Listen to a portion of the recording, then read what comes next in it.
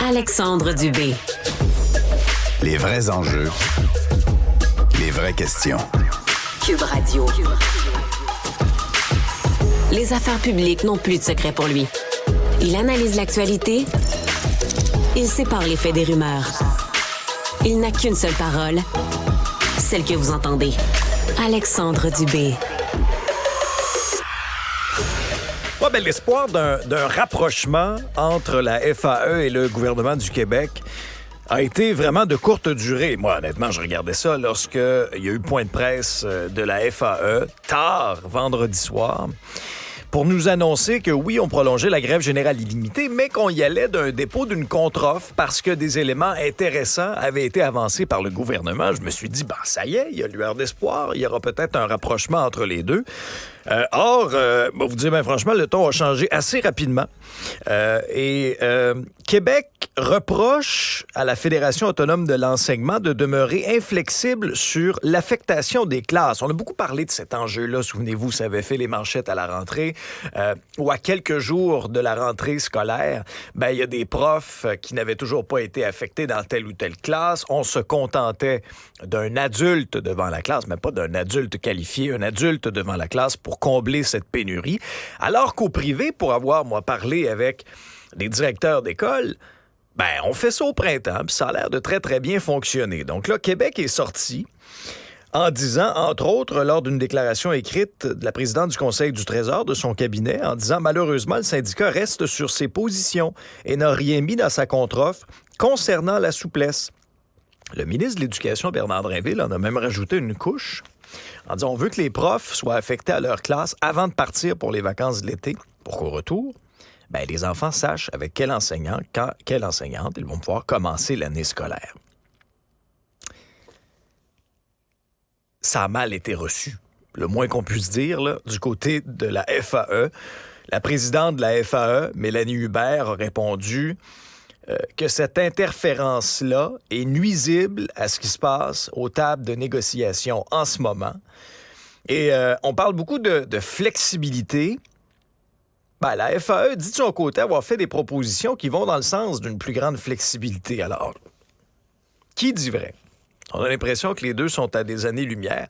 Pendant ce temps-là, les problèmes sur le terrain sont loin de se régler. Dans le journal, on peut lire l'histoire d'une ex-enseignante en histoire et en géographie de Gatineau. Elle a enseigné pendant 17 ans. Elle s'appelle Édith Lamoureux. Et ce qu'elle a dit à nos collègues, c'est, écoutez, là, même si on me donnait 1 million par année, 1 million par année pour faire le même job, dans les mêmes conditions, je ne reviendrai pas enseigner. Ça vous donne une idée, là. Pas des millionnaires, là, nos profs, là. Le ministre Drainville avait beau se péter les bretelles en disant qu'avec les augmentations, là, au sommet de l'échelle, on gagnerait au-dessus de 100 000. Pour 1 million, il ne retournerait pas. Imaginez 100 000. Alors, elle disait pendant des années, lutter contre la fatigue chronique qui s'est installée à force d'enchaîner les semaines de 60 heures. On est pressé comme un citron. À chaque jour, on doit enseigner, gérer la classe. On est toujours en état d'hypervigilance et à la fin de la journée, on est complètement crevé. Moi, je la crois. Je la crois. Si bien que, tout comme elle, il y en a plusieurs qui choisissent de partir. Et il y a des données intéressantes dans le journal. Le nombre d'enseignants qui ont démissionné a doublé en 4 ans. Une tendance qui est inquiétante. Pas pour rien non plus, là. Juste cette année, il y en a 800 qui sont partis. Alors que la pénurie de profs est extrêmement problématique là, dans nos écoles publiques. Tout n'est peut-être pas relié, c'est-à-dire que oui, le chiffre frappe, mais parfois il y a des départs d'un centre de service à l'autre. Là, puis c'est quand même compté comme une démission. Ça ne veut pas dire que les gens quittent le réseau de l'éducation comme tel. Et ce qui est assez ironique, c'est que le journal fait cette demande-là via l'accès à l'information. Dans les 72 centres de services scolaires, il y en a une quarantaine qui ont répondu à la demande. Mais le ministère n'a pas les chiffres. Il faut que le journal fasse une demande d'accès à l'information dans chaque centre, mais le ministère de l'Éducation du Québec, lui, est même pas capable de les avoir. Ça va bien? Quand même assez incroyable. Ça va mal dans le réseau de l'éducation, mais ça va mal dans nos urgences aussi. Honnêtement, là, l'hôpital de Châteauguay, actuellement, c'est préoccupant. C'est à la une du journal d'ailleurs. Il y a 2 patients qui sont morts en l'espace de 2 jours à l'urgence alors qu'ils attendaient de voir un médecin. Il y a un premier cas qui est survenu le 29 décembre dernier. Un patient âgé qui est mort après avoir perdu conscience, subit un arrêt cardiaque. Ça faisait 12 heures qu'il attendait pour un mal de ventre, n'avait pas réussi à voir un médecin. Et ce qu'on avance dans l'article, c'est qu'il était P3, priorité 3. En théorie, tu dois être vu en 30 minutes si t'es P3.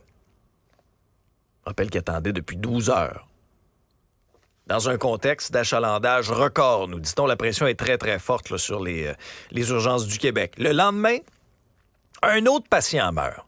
Lui, il avait des problèmes respiratoires. Il est mort sur une civière. Il n'avait pas vu de médecin. Maintenant, la suite des choses, il y aura une enquête interne, une enquête du bureau du coroner aussi. Il y a même le ministre Christian Dubé qui est allé faire un tour le 3 décembre à la suite des événements. Et moi, ce qui m'inquiète, c'est un petit peu, à l'approche des fêtes, là, la situation va ressembler à quoi? Il y a déjà là, des taux d'achalandage extrêmement, extrêmement élevés. On n'est même pas rendu aux fêtes. Puis ça pète déjà de partout. Bienvenue à Cube Radio. Voici votre nouvel épisode.